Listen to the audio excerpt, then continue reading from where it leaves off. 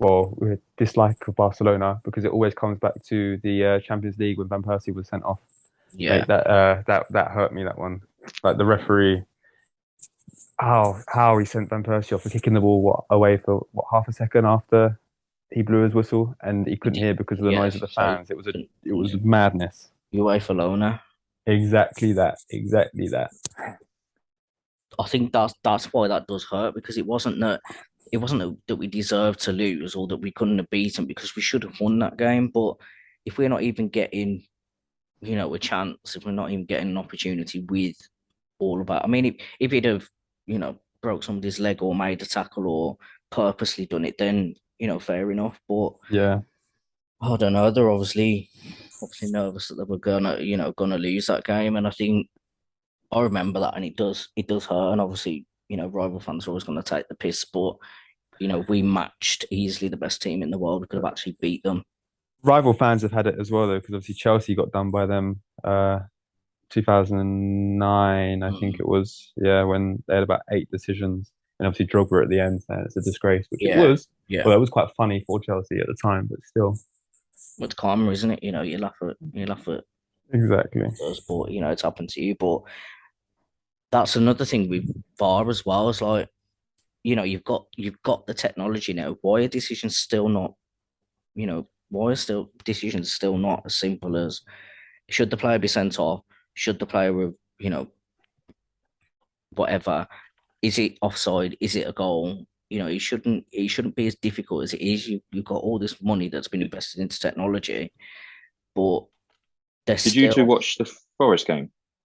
Yeah, I didn't watch it. No, What on earth took so long to give that penalty? I haven't got a clue.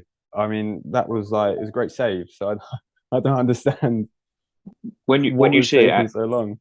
when you see it, Adam, honestly, unbelievable. They looked at it for about 3 minutes. Yeah, yeah, because I mean, Why obviously there was can't the Antonio decision before that in the first half, which I can understand taking a little bit more time because that was difficult. I mean, to me, that wasn't clear and obvious, but the penalty was it was mad. I mean, I guess the only thing that they were looking at, the only explanation I had for why they looked at it for so long was they were deliberating whether to send him off or not.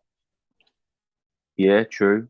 Well, I don't understand in that situation why the VAR ref can't just tell the ref it's a penalty. Why does he have to go over to the monitor? So yeah. yeah, That should only He should only be going over to the monitor if it's like contentious and it can be seen either way. But that was clear as day. We was watching it thinking, well, what's taking so long? yeah, It's Yeah, like VAR is yesterday. still a lot of frustrations, isn't it?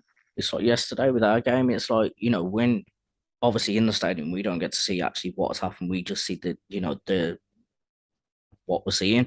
But when Vardy went for that ball, obviously seeing Ramsdale, we know he's done it before.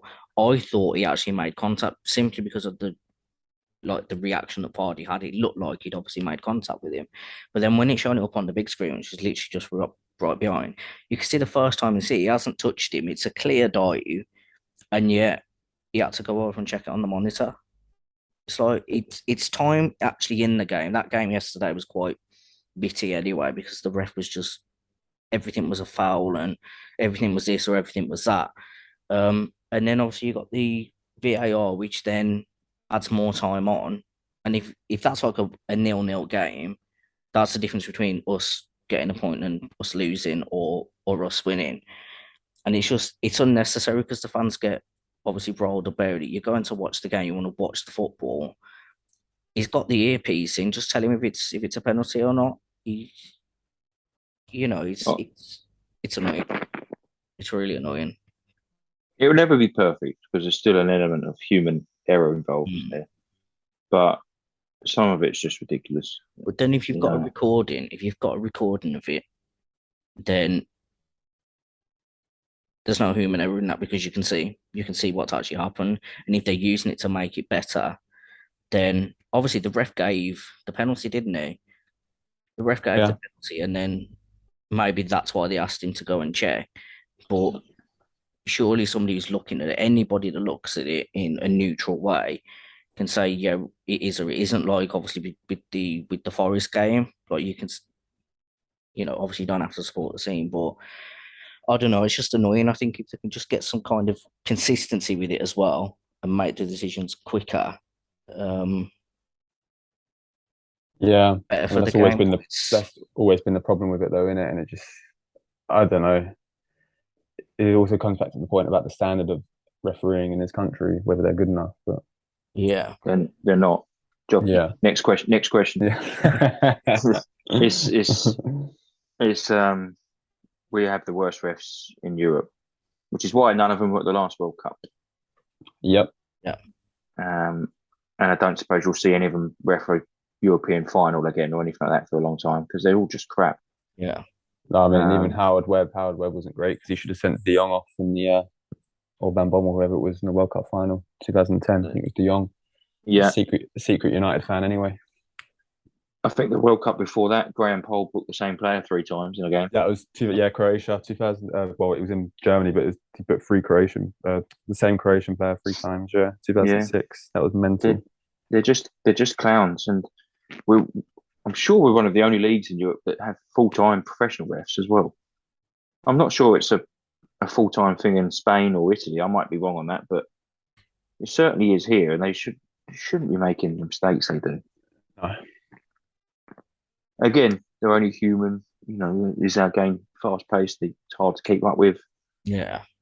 etc. I get all that, but they have all the technology to make the right decisions, and they just don't. Yep. Just don't think it should be as difficult as they're making it out to be. Like, in tennis, they've got technology, and it doesn't take 3 minutes to make a decision on something. It either is or it isn't. There's too much of a grey area. It's either a yes or a no.